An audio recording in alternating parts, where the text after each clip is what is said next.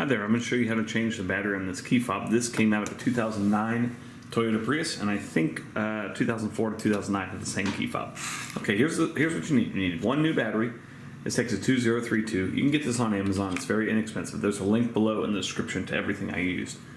You need a very small Phillips head screwdriver.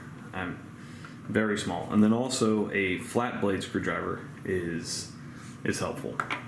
Okay, so here's what you want to do. First, you want to remove this actual mechanical key, and you do this. There's a little arrow right there. It says pull this way, so go ahead and do that and pull that out.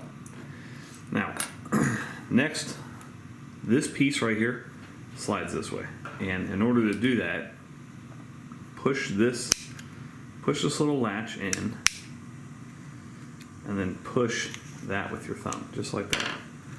Okay. Now, ordinarily, these 4 screws are right here. I went ahead and took those out to save us a little time on the video.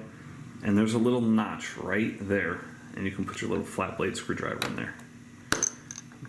And pop out this cover. Okay, there's your actual battery. You can also use the same flat blade screwdriver and work this battery out. It's pretty tightly in there, but just work it out. Okay, take your old battery out.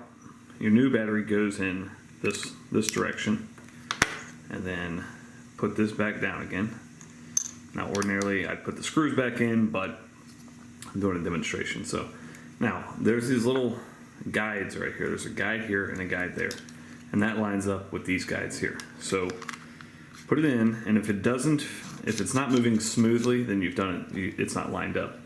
And at this point, you want to push this in again, and you're all set. Put your key back, and you are ready to go. Thanks so much for watching. Make sure you hit that thumbs up button.